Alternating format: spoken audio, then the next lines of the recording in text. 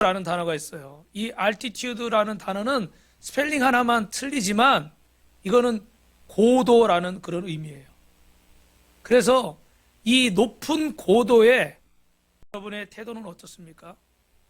또 책임을 맡아서 봉사하고 사명을 감당하는 여러분의 태도는 어떻습니까? 그리고 여러분에게 맡겨진 그 인생을 살아가는 태도, 부모로서 또 자녀로서 혹은 또 직장에서 사업장에서 선생님으로서 아니면 음악가로서 예술가로서 미술가로서 여러분의 태도는 어떻습니까? 이 태도가 성공의 고도를 결정하는 거예요. 옆 사람하고 인사합시다. 태도가 성공의 고도를 결정합니다. 어떤 사람들은 축복을 받으려고 무척 노력하는데도 축복이 매일 비껴가고 어려운 일만 일어나는 거예요. 그런데 또 어떤 사람들은 축복을 받으려고 힘쓰지 않아도 막 축복이 이렇게 막 따라다니는 것처럼 보이는 사람들이 있어요.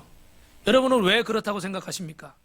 이거를 그냥 단편적으로 얘기하기는 어렵지만 대개 삶의 태도가 그 문제인 경우가 많이 있습니다. 그 사람의 살아가는 그 삶의 태도를 보면 아, 저 사람은 어떻게 해요? 저만큼 살만하고 저렇게 잘 되겠구나. 또 어떤 사람들은 야, 참 힘들겠구나. 이런 생각이 들어요. 그래서 우리 어른들은 속담에 그런 말을 했죠. 우리 자녀들을 보면서 학생들을 보면서 무슨 이야기 했어요? 잘 되려면은 떡잎부터 떡잎만 봐도 아, 이 친구가 어떻게 될 것 같은지 어른들은 인생의 경험이 많으니까 어느 정도 100%는 아니더라도 어느 정도 알 수 있다는 거예요. 그래서 여러분 인생도 그렇지만 특별히 신앙생활도 그 태도와 방법이 옳고 좋으면 하나님이 주시는 놀라운 복을 받을 줄로 믿습니다. 우리 옆 사람 한 번 더 인사합시다. 하나님의 놀라운 복을 받으십시오. 예수 믿으면 꿈 같은 일이 일어납니다. 할렐루야. 그런데 반면에 그 태도나 방법이 잘못되어 있으면 아무리 갈망을 해도 이루어지질 않는 거예요. 여러분 갈망하지 않는 사람 있습니까?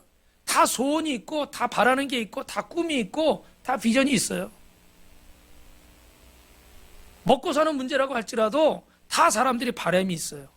그런데 오늘 그 태도와 방법이 잘못되면 아무리 갈망해도 그 복을 받을 수가 없어요. 그래서 오늘 저는 이 축복을 불러오는 생활에 대해서 말씀을 드리는데 특별히 이 말씀을 듣고 우리가 이 3월 한 달 동안에 축복의 지경을 넓히자는 주제로 말씀을 나누는데 여러분이 축복을 불러오는 생활을 하시기를 주님의 이름으로 축원합니다. 아멘. 그러려면 축복을 불러오는 삶의 태도가 있는데 그 첫 번째가 여러분 읽으신 것처럼 따라합니다. 항상 기뻐하라. 옆 사람하고 항상 기뻐하십시오. 여러분 항상 기뻐하는 생활을 하라는 그래요. 근데 요즘 형편이 어떻습니까? 요즘 여러분 사식이 어때요? 저희가 안 기뻐요. 우리 지난달에 우리가 전기세가 보니까 32만 얼마가 나왔더라고. 여태까지 그래도 항상 20 얼마였는데 전기세도 오르고 가스비도 오르고 막 다 올랐어요. 여러분 가정도 마찬가지고요. 그죠? 그래서 이럴 때 하는 말이 있잖아요. 우리 남편 월급만 빼고 다 오른다고. 그죠? 우리 교재 여러분 양육하는 교재를 제가 이번 주에 주문했는데 10몇 년 동안 한 번도 가격이 오른 적이 없는데 5,000원 하던 것이 6,500원으로 올랐더라고. 그래서 모든 게 다 올랐어요. 그러니까 이러다 보니까 여러분 마음이 어때요? 불편하죠. 정해진 돈은 똑같은데 써야 되는 건 다 비싸졌으니까 생활이 그만큼 빡빡해졌어요. 그래서 여자분들은 미용실 가는 거 커트하고 싶어도 좀 묻고 있으면서 더 버티고, 예. 그 아끼는 게 최고니까. 시장 가서 수박 볼 때는 몇 년 전부터 그런 게 나와요. 반 통짜리 수박, 이렇게 두부도 반모. 또 요새 1인 가정이나 이런 데가 많잖아요. 그러다 보니 이런 것들이 막 소포장들이 많이 늘어났다고 해요. 그래서 사람들이요, 기분이 안 좋아요. 이 대부분 가장들은 기운이 없어요. 그만큼 내가 이렇게 막 당당하고 떳떳하고 이러지 못하니까. 또 자녀들은 그런 건 알지만 또 부모의 마음을 그렇게 압니까? 좀 잘 모르죠. 그죠? 헤아려 주지 못하고. 그래서 주부들도 또 머리에 이렇게 뿔이 났어요. 그러다 보니까 이제 화살이 어떻게 돌아가요? 이 정치하는 대로 돌아가고. 또 어떻게? 조금 잘 사는 사람들 보면 좋은 소리를 안 해요. 그냥 막 무조건 불평, 불만, 원망 뭐만 있으면 데모하고 뭐 하려고 그러고. 물론 민주주의의 좋은 방법 중에 하나가 우리는 부족하기 때문에 우리 한 사람은 힘들지만 우리가 10사람, 100사람, 1000명이 모이면 단체로 우리의 의사를 표현해서 어떤 부분들을 이렇게 어필할 수 있는 좋은 민주주의의 방법 중에 하나입니다. 그런데 보면 시간이 갈수록 이런 것들이 어떻게 돼요? 집단 이기주의가 돼버리고 어떤 정치적인 것에 끌려서 저 광화문 저런 데는 어떻게 돼요? 매주마다 그런 집회가 있고 이런 부분들을 보면서 참 안타깝죠. 근데 그 안에 보면 정말 하지 말아야 될 말들. 여러분 이건 개인적인 사견인데 여러분이 오해하지 말고 들으세요. 저는 그 전에 보니까 대통령들 무슨 MB다, DJ다, 또 영삼은 뭐죠? YJ 맞아요? YS 죄송합니다. 이렇게 막 표현을 해요. 몇 년 전에. 근데 이제 요즘은 어떻게 해요? 그런 것도 안 해. 그냥 대통령 이름을 막 대놓고 막 하는데 여러분은 아셨겠지만 몇 개월 전에 국회에서는 좀 시끄러웠어요. 국회 무슨 그 미술관에 전시를 하는데 너무 도가 지나친 거예요. 저도 그 장면을 보면서 야 이건 아니다. 일반 사람들에게 이렇게 표현을 하면 다 명예훼손으로 다 고소해야 될 정도로 너무너무 표현이 격하더라고요. 그리고 성차별적인 요소도 있고 이거 보면서 이 사람들 너무 심하다. 아무리 모든 것이 자유롭게 표현할 수 있는 시대라고 할지라도 우리가 기본적으로 가지고 있는 어떤 도리와 예의라는 것이 있을 수 있잖아요. 그런데 지금 시대는요. 표현의 자유라고 그래가지고 그거 막으면 난리를 쳐요. 마음대로 막혀버리는 거예요. 근데 저 개인적으로는요. 대통령이 지난 대통령이든 지지난 대통령이든 이번 대통령이든 다음 대통령이든 여러분이 투표해서 뽑았고 또 한 기간 동안에 이 나라를 책임지는 사람인데 최소한 여러분들이 존경하는 마음을 갖고 기도해야 될 줄로 믿습니다. 저는 이 얘기를 지난 정권 때도 했어요. 그러니까 목사님이 진보다 보수다 이런 생각하지 마요. 어떤 분은 저보고 목사님은 보수예요 그러더라고요. 나는 내가 뭘 보수해야 될지 잘 모르겠어요. 근데 저는 목사님들이 얘기하다 보면 좀 나이 많은 분들하고 얘기하다 보면 저는 또 진보예요. 왜냐하면 저는 변해야 된다고 생각하거든요. 그런데 우리가 이런 걸 떠나서 하나님의 말씀 안에서 이루어지는 게 우리 삶의 기준인 거지 여러분이 보수적인 성향 가지고 있을 수 있고 진보적인 성향 가질 수 있었어요. 그래서 어떤 때는 이런 설교 들으면 좀 불편할 수도 있어요. 그러나 그런 걸 넘어서서 여러분 다른 얘기를 드리는 게 아니라 하나님 앞에서 부끄럽지 않게 할렐루야 하나님 앞에 부끄럽지 않게 어떤 표현들이라는 거 할 때 인터넷에 누군지 잘 모른다고 별의별 막 악플들이 깔리잖아요. 그죠? 어떤 사람들은 그거 받고 씻을 수 없는 상처를 받고 막 가정이 깨지기도 하고요. 자살하는 사람들도 생겨요. 그래서 이런 걸 막으려고 또 법안을 만들었더니 어떻게 해요? 표현의 자유를 침해한다고 막 시민단체는 또 반대를 하고 욕을 바가지로 먹었어요. 왜요? 이 사람들의 마음에 원망과 불평들이 가득 차 있어요. 그래서 어디 풀 때를 찾는 거야. 어디 해소할 때를. 그러면 여러분 성경은 이런 상황이라 할지라도 뭐라고 말합니까? 기뻐하라. 근데 거기다 앞에 붙이는 게 always 항상 기뻐하라는 거예요. 여러분 과연 항상 기뻐할 수 있을까요?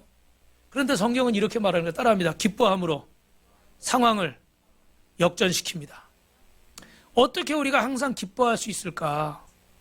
여러분 환난과 시련을 만났을 때 그것 때문에 당황하고 걱정하면 이미 환난에 패배한 거예요. 우울해하거나 화내거나 원망하거나 싸워보나 마나 그건 진 겁니다. 그런 것에서 벌써 힘이 나오질 않아요. 힘이 다 빠져버리는 거예요. 한숨 쉬고 있는 순간에 어떻게 돼요? 힘이 생깁니까? 힘이 빠집니까? 힘이 빠져요. 그런데 여러분 한번 웃어보십시오. 이렇게 웃으려고 하면 어떻게 해야 돼요? 숨을 들여 마셔야 돼요. 그럼 이 흉부가 가슴이 이렇게 올라오고 밑에 공기가 찹니다. 어깨도 펴지고 목도 이렇게 들리는 거예요. 할렐루야. 자 한번 웃어봅시다. 어깨를 펴야지. 지원씨 어깨를 좀 피시와요. 그리고 우리 소리내서 웃는데 깔깔깔깔 소리내서 막 하하하 막 웃는 거예요. 근데 우리 뇌는 바보예요. 여러분도 아시겠지만 이 뇌는 내가 막 웃으면 기분이 좋아서 웃는 줄 알고 엔돌핀, 다이돌핀 이런 몸에 좋은 물질을 분비한다는 거야. 진짜 좋아서 웃는 게 아닌데도. 그래서 오늘 이렇게 한번 우리가 소리내서 30초 정도 웃는데 일부 예배 때도 욕을 했어요. 그래서 제대로 안 웃으신 분은 요 앞에 나와서 다시 웃으시라고 그랬어. 누가 나왔을까요? 사모님이 나왔어요. 사모님이 나왔어요. 여기서 30초 동안 웃으라고 그랬어. 그러니까 여러분은 뽑혀 나오지 않도록 소리내서 한번 깔깔깔 한번 마스크 써서 제가 잘 볼 수는 없지만 하여튼 웃어보겠습니다. 소리내서 옆 사람 없다 생각하고 시작.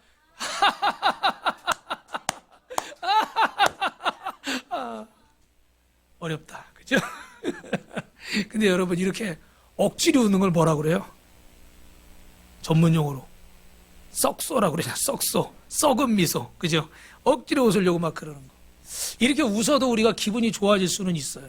그런데 여러분, 정말 이렇게 진짜 억지로 썩은 미소로 날마다 그렇게 웃을 수는 있겠습니까?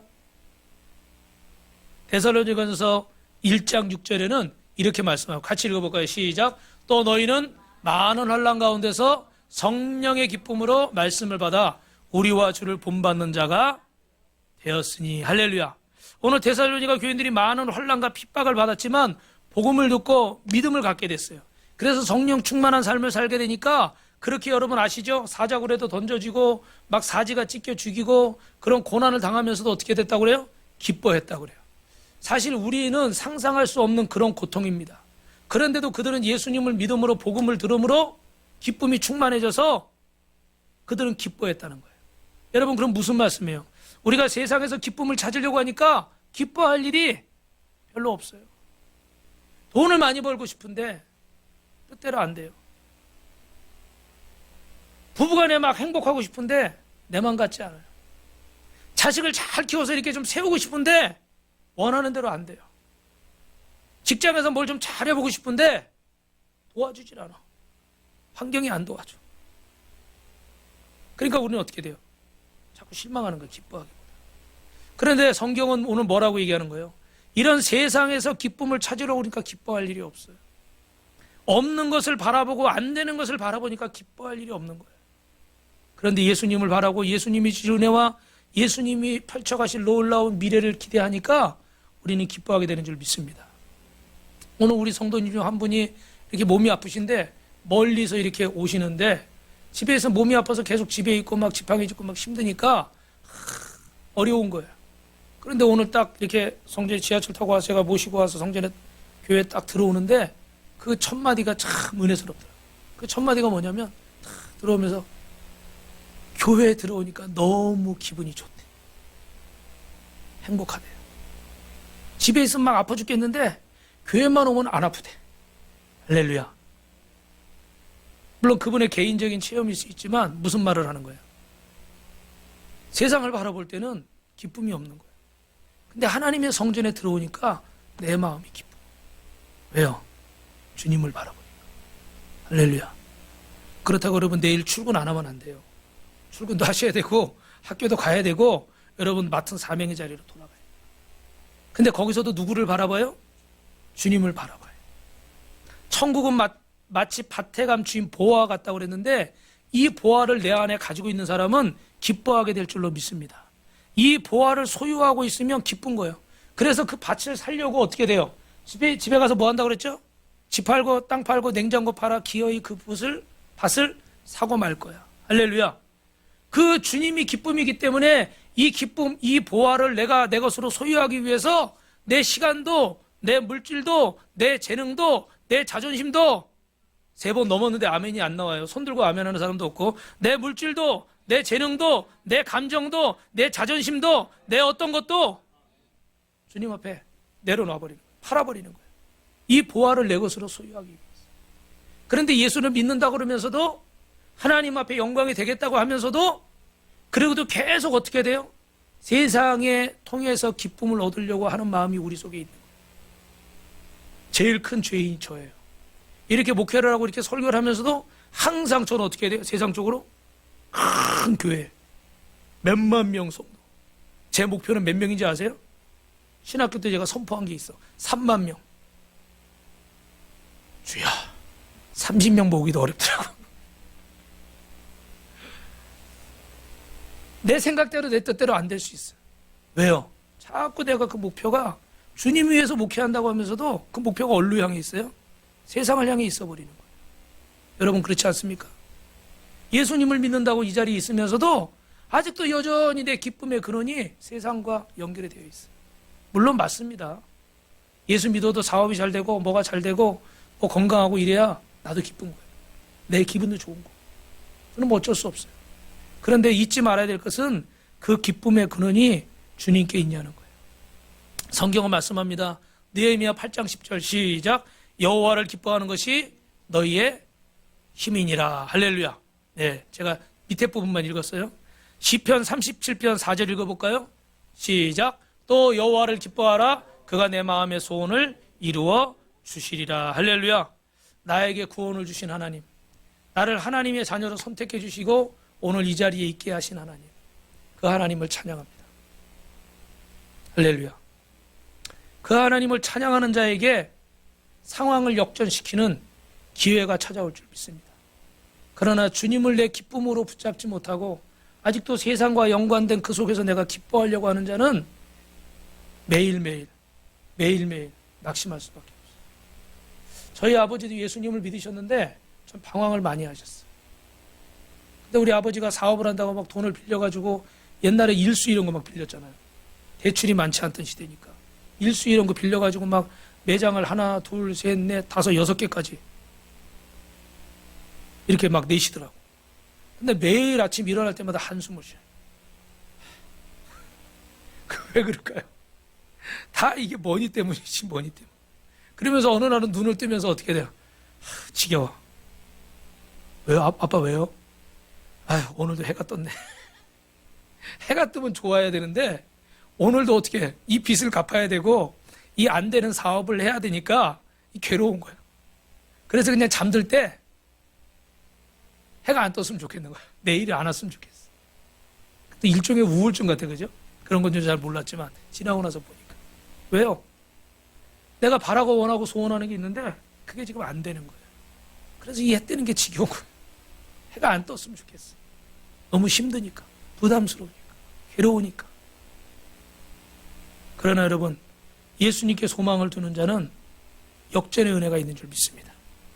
그래서 하루 눈을 뜨면서 오늘은 하나님이 어떤 일을 하실까. 그래서 저는 매일 힘들지만 일어날 때마다 기대하는 마음이 있어요. 오늘은 하나님이 어떤 꿈 같은 일을 주실까.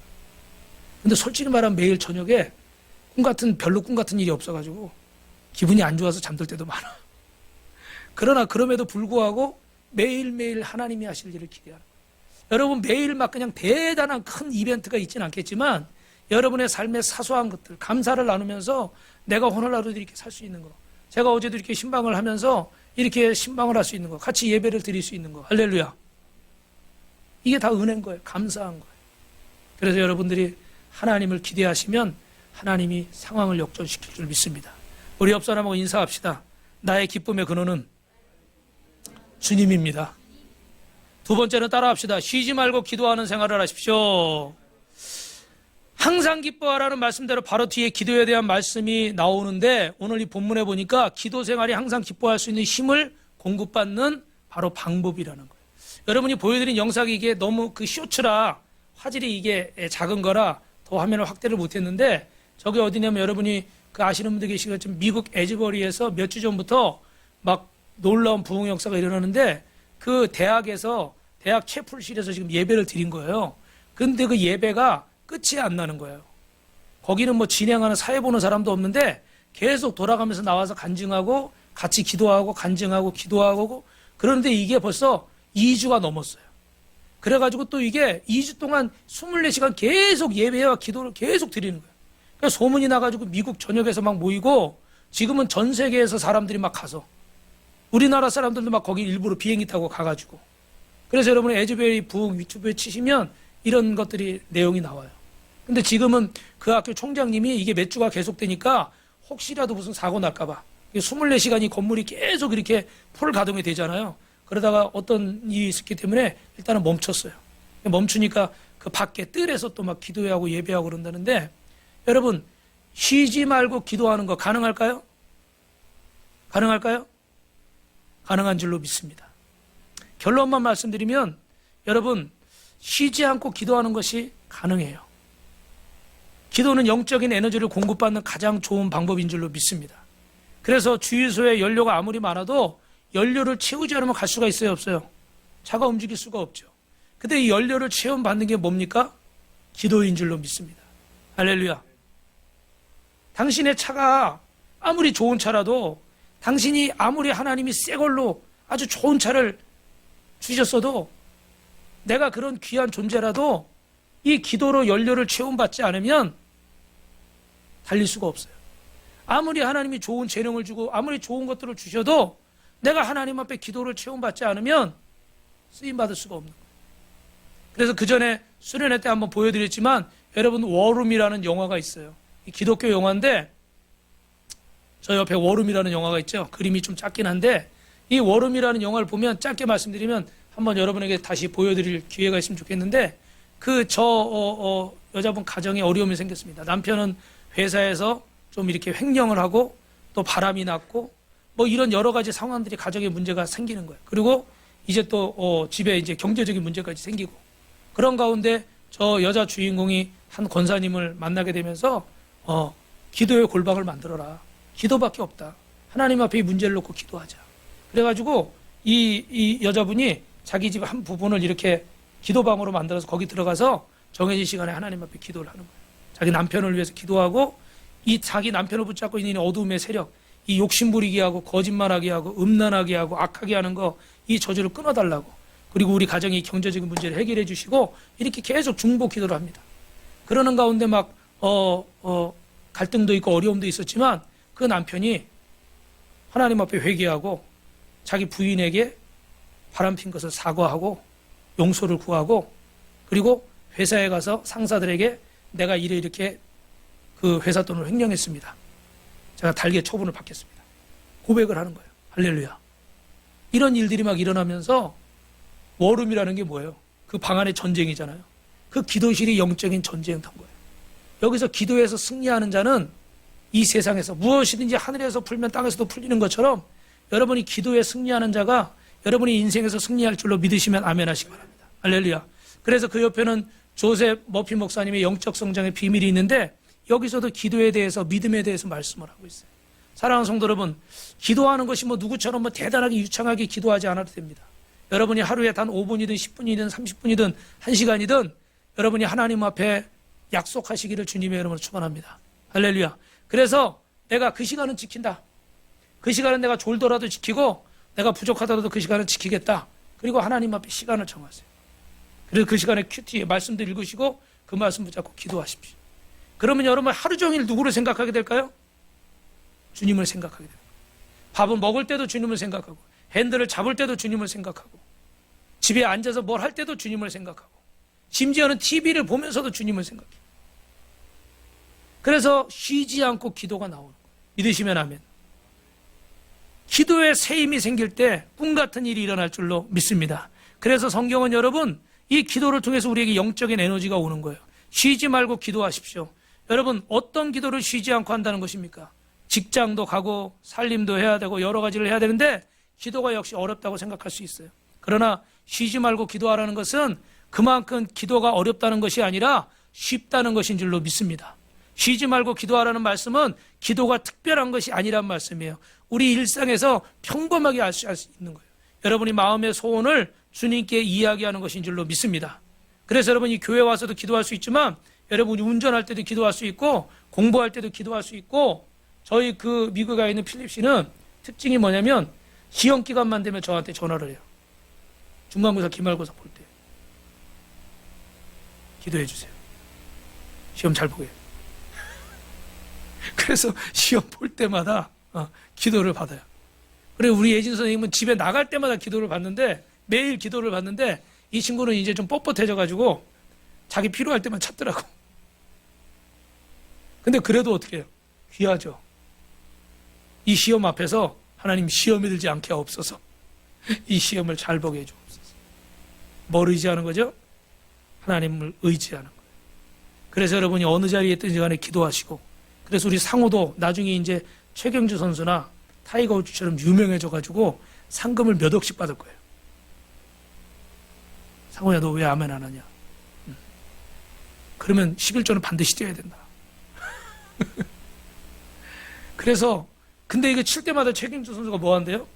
성경 말씀 적어가지고 시편 적어가지고 다니면서 가면서 말씀 묵상하는 거예요.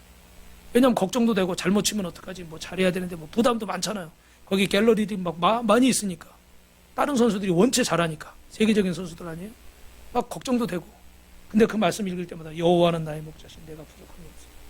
그가 나를 푸른 초장에 누이시며 쉴 만한 물가 내가 사망의 음침한 골짜기를 달지라도 해를 주여하지 않을 것을 주께서 나와 항상 함께하시고. 할렐루야. 그리고 탁 가서 할렐루야. 챔피언이 되는 거예요. 믿으시면 하면. 영적 성장의 비밀이 기도인 거예요.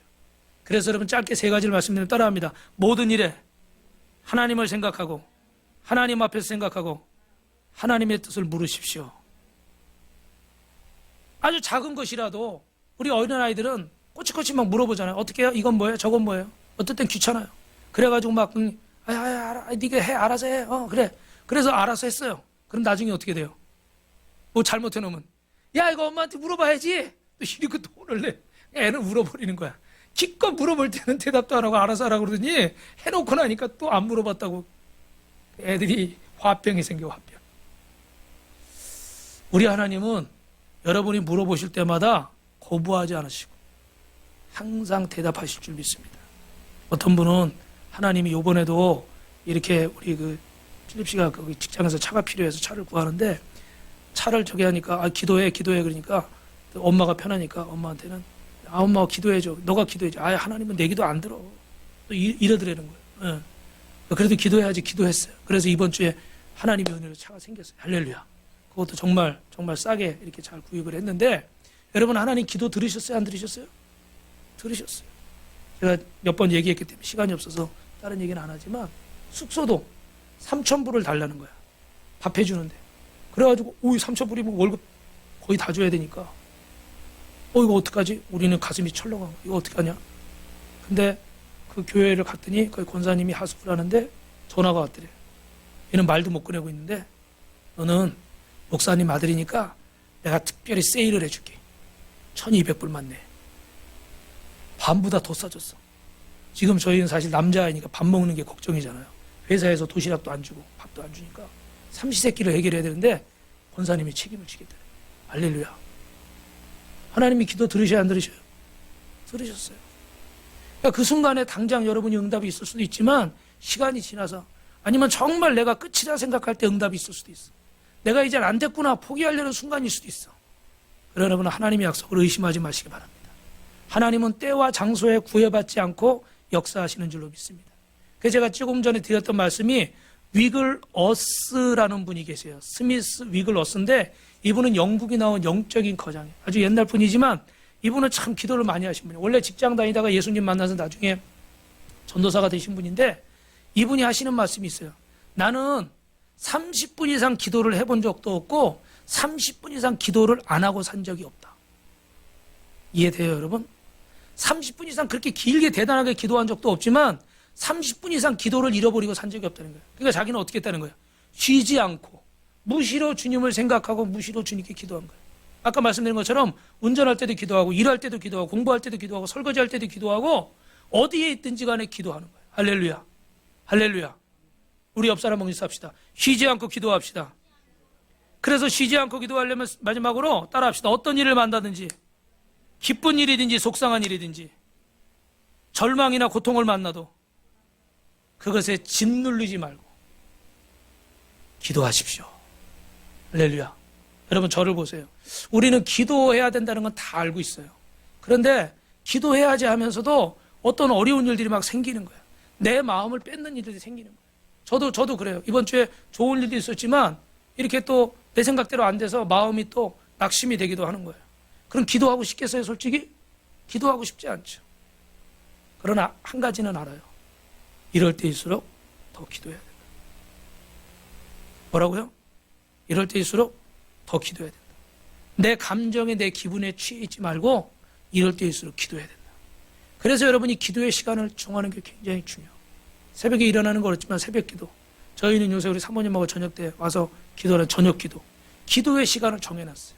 그래서 그 시간에는 다른 거 있어도 그 시간에는 무조건 지키려고 하는 거예요. 근데 여러분 항상 사람이 기분이 좋고 사람이 항상 행복한 일만 있습니까? 그렇지 않죠. 근데 좋을 때만 기도를 하려고 그러면 못하는 거예요.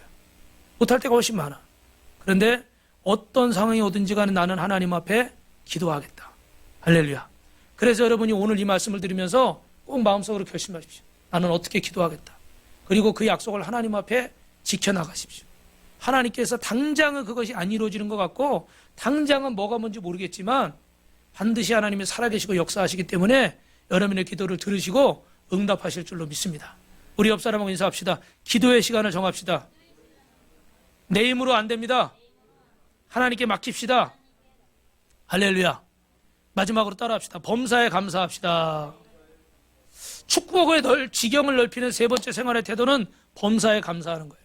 여러분, 감사하는 생활 역시 항상 기뻐하고 쉬지 않고 기도하고 기도하라는 것처럼 범사에 감사하라는 단어가 붙어 있었어요. 모든 일에 감사하라는 거예요. 여기 지금 보여드리는 책은 이 우리나라의 그 유명한 목사님들 그 세 분의 감사의 그런 제목들이 나와 있는 거예요. 그런데 그 중에 한 분은 목사님은 저 가파도에 계신 목사님인데 이분은 이제 그 목회를 하는데 목회가 잘 안 되는 거예요. 그래서 하나님 어디 가서 목회를 해야 됩니까? 어떻게 목회를 해야 됩니까?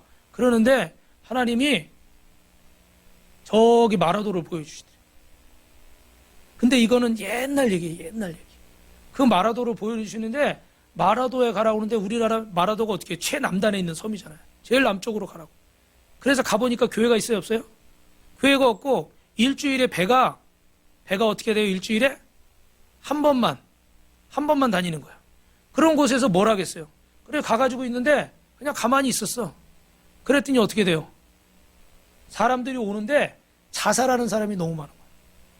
일주일에 막 1명, 2명, 3명씩 막 자살을 해요. 그래서 막 자살률이 높아져 있어. 그런 상황에서 어떻게 할 수가 없으니까 이분이 기도를 하는데 저분들을 내가 위해서 기도를 해야 되겠다. 할렐루야. 저분들을 위해서 기도를 해야 되겠다. 그래가지고 그분들을 딱 인데 보니까 딱 보면은 자살할 사람인지 그냥 놀러 온 사람인지 한 60, 70%는 맞출 수 있을 것 같아요. 할렐루야. 그래가지고 딱 다가가서 왜 죽으려고 그래요? 그럼 그 사람이 깜짝 놀랐는데 왜냐하면 그냥 서 있는 건데 내 마음을 아니까. 그래가지고 왜 죽으려고 그러냐고. 그래서 뭐라고 차 한잔 하자고 밥 먹자고. 그래서 이렇게 불러다가 얘기를 하고 상담을 하고 그리고 또 일주일에 배가 한 번이잖아요. 그러니까 거기서 재워주고 이러면서 복음을 전하고 제자 훈련을 하는 거야. 막 일주일 동안. 그러는 가운데 그분이 예수를 믿고 자살하려고 그러는 걸 포기하고 더 살아서 가는 거예요. 그러던 가운데 어느 날 교회를 세우려고 교회 터를 혼자 이렇게 막 갈고 있는데 웬 여자분 2분이 이렇게 지나가는 거예요. 뭐 하시냐고. 그랬더니 나 여기 지금 교회 세우려고 그런다고. 저희가 좀 도와드릴까요? 그래 도와줬어요. 근데 그분이 누구냐면 저 제주도에서 유명한 언니들 데리고 장사하시는 버드나무집, 춘향이집 이런 데 사장님들이죠. 그 2분이 보니까 그래가지고 이분들이 이렇게 했는데 교회를 세우려는 걸 알고 나중에 목사님을 제주도로 초대했어요. 그래서 갔더니 버드나무집에 착 들어가니까 언니들이 잔뜩 있어. 남자분들 너무 좋아하지 마세요. 언니들이 잔뜩 있는데 그분들이 예배를 드려달라고 그러고 그러더니 그때 당시 87만 원. 큰 돈이에요? 안 큰 돈이에요? 지금으로 봐서 그렇게 대단한 돈은 아니지만 이게 몇십 년 전 얘기예요. 김영삼 대통령 그 전의 얘기. 그러니까 그때 당시엔 적은 돈은 아니죠. 그죠? 그걸 헌금을 하더래. 그래서 그걸 가지고 교회를 세우게 되는데 김영삼 대통령이 그때요. 신문에 나섰는데 마라도에 간 적이 있어. 그래서 이 목사님을 만난 거예요. 그래가지고 목사님, 그분이 그래도 장로님이잖아요. 그러니까 목사님 여기 필요한 게 뭡니까? 대통령 각하 좀 배 좀 하루에 한 번씩 다니게 해주세요. 일주일에 한 번 안 됩니다 이거. 여기를 개발하려면 이거 하루에 한두 번은 다녀야 됩니다. 그래서 지금은 제가 알기로 마라도의 배가 하루에 2-3번씩 다녀요. 그렇게 되면서 교회를 세우고 그렇게 했는데 이분이 거기 계시는 동안 그래서 구원한 영혼들이 자살하려고 했는데 구원한 영혼들이 몇 명이냐면 870명이래요. 할렐루야. 별로 안 놀라시네? 하루에 870명 한 게 아니죠. 10년, 20년 있는 동안 거기서 구원한 영혼이 870명. 근데 어느 날 홈커밍 데이를 한 거예요. 거기 있는 분들 다 이제 초대를 한 거예요. 옛날에 여기 지나갔던 분들, 연락처가 되는 분들은 초대를 했어. 근데 300명이 넘게 모였대. 근데 그 중에서 40명 가까운 분들이 선교사님이 되셨어. 할렐루야. 그게 더 놀랍죠, 그죠? 그래가지고 27개국에서 선교사님들이 온 거예요. 야, 그 일주일에 배 한 번 다니는 그 마라도에 그런 섬에서 무슨 일을 하겠어요? 근데 하나님이 인도하시니까 그 자살하려고 온 영혼들을 주님 앞에 구원해서 일꾼으로 세운 거죠. 믿으시면 아멘. 그래서 이런 역사들이 나타나니까 하나님의 영광이 나타납니다. 사랑하는 성도 여러분, 오늘 범사에 감사하십시오. 우리 마지막 그 본 영상에는 보니까 어때요? 어떤 사람이 도와달라고 막 그러는데 사람들이 다 어떻게 해요? 피해가잖아요. 그죠? 도와달라고 그러는데 다 피해가는 거예요. 그런데 그 한 사람이 도와달라니까 노숙자인 것 같아요. 그죠? 자기 걸 주는 거예요. 노숙자인데도 자기 것까지 이렇게 내어주는 거예요. 그래서 이걸 받는 게 아니라 그 사람이 어떻게 했어요? 오히려 더 많은 돈 봉투를 주면서 난 당신 이거 주려고 그렇게 한 거다. 그러면서 그 돈 봉투를 줘요. 그런데 이 돈 봉투를 받은 사람이 어떻게 돼요? 노숙자니까 어떻게 돼요? 얼마나 쓸데가 많겠어요. 잠잘 때도 구해야 되고 옷도 사 입어야 되고 음식도 먹어야 되고 신발도 사야 되고 그렇겠죠. 그런데 그분의 행동이 대단하죠. 마트 가서 음식을 몇 봉지 사가지고 와서 자기처럼 노숙하고 밥 굶고 있는 사람들, 추위에 떨고 있는 사람들 나눠줘요. 저는 처음에 저 영상을 보면서 이 뭐야? 뭐 하는 거야? 근데 뒤에 가서 보니까 마음이 울컥해지더라고요. 길에서 저렇게 노숙하면서 남에게 구걸하면서 사는 사람 분명히 뭔가 실패했을 거 아니에요. 그죠? 경제적으로 사업이나 직장, 가정이나 이런 거 실패했으니까 저러고 계실 텐데 그런 상황에서 뭘 감사할 수가 있겠어요? 그런데 자기에게 그런 돈 봉투가 생겼어. 그럼 우리 같으면 어떻게 하겠어요? 당장 나 쓸 게 급하지 않겠어요? 더 많아도 더 쓸 데는 마치 없어서 못 쓰는 거지 뭐 쓸 데가 없겠어요. 그죠? 얼마나 머릿속에 쓸 게 많이 생각났겠어요? 자기 가족들 만나고 싶으러 간 생각도 있을 거고. 그런데 그걸 가지고 어떻게 해요? 나처럼 고생하는 사람들, 나보다 더 어려운 사람들 찾아가서 나눠줘. 그 마음속에 정말 여러분 감사하는 마음이 없다면 절대로 이렇게 할 수가 없겠죠. 여러분 지금 뭐 우리가 살면서 힘들지 않았던 때가 있었겠습니까? 그전에 뭐 IMF가 있었고 몇 년 전에는 코로나가 있었고 지금은 코로나 팬데믹이 지나가니까 코로나 엔데믹이 와서 코로나 후유증으로 또 이렇게 문제가 생기고 우크라이나에 전쟁이 일어나가지고 막 기름값 오르니까 뭐 곡물값 뭐 물가 다 오르고 뭐 우리가 사실은 힘들지 않았던 적은 없어요. 항상 이슈가 있었어요. 근데 우리가 이런 것들을 핑계대지 말고 저는 한 말씀만 더 드리면 오늘 집사님 전도 사진 좀 보여주실래요? 그 이번 주에도 이렇게 사모님하고 전도를 하는데 지금 저 JMS 정명석 씨가 하도 막 방송에서 일부러 또 코로나 때처럼 내보내는 것 같아. 그래서 이 사람들은 일반적인 사람들은 이걸 교회라고 생각할까요? 이단이라고 생각할까요? 일반적인 사람들은 그냥 다 싸잡아서 교회예요. 그냥 신천지도 다 교회 이렇게 생각하지 특별하다고 생각지 않아요. 그러니까 우리가 전도를 나가면 사람들이 좋아하겠어요? 싫어하겠어요? 당연히 싫어하겠죠. 그죠? 눈총을 받을 거 아닙니까? 저는 특히 이렇게 남자니까 저 사람도 저 정명석 같은 사람 아닌가? 에? 이럴 수도 있고. 그래서 저는 일부러 할 때도 이렇게 무릎 꿇고 거리도서하고 기도할 때도 일부러 이렇게 가깝게 안 해요. 할머니들이나 이렇게 손 잡지만 요즘 할머니들도 아주 젊어 보이잖아요. 아주 조심해요. 조심. 그런데 조심은 해야 되겠지만 그런다고 복음을 전하지 않아요? 주님이 어려울 때는 복음 전하지 말라 그러시지 않았잖아요. 그죠? 항상 우리에게 복음 전하라고 말씀하신 줄 믿습니다. 그래서 우리가 그 월요일 날도 전도를 하고 또 우리 김찬희 성도 10만 갔을 때 성남에서 우리 예배 드리고 전도합시다. 그래가지고 우리 사모님하고 전도사님하고 이렇게 흩어져서 혼자 앉아 계신 어르신 또 학생들 쫓아가서 이렇게 복음을 전하고 영접 기도를 시켰어요. 저분들이 당장 우리 교회는 오지 않지만 저 하늘나라에는 주님이 다 기억해 놓으신 줄 믿습니다. 할렐루야. 그래서 어려운 상황이라고 해서 우리가 다 접고 포기하고 손 놓고 계시지 말고 여러분 힘든 상황에서도 범사에 감사하십시오. 그리고 쉬지 않고 기도하십시오.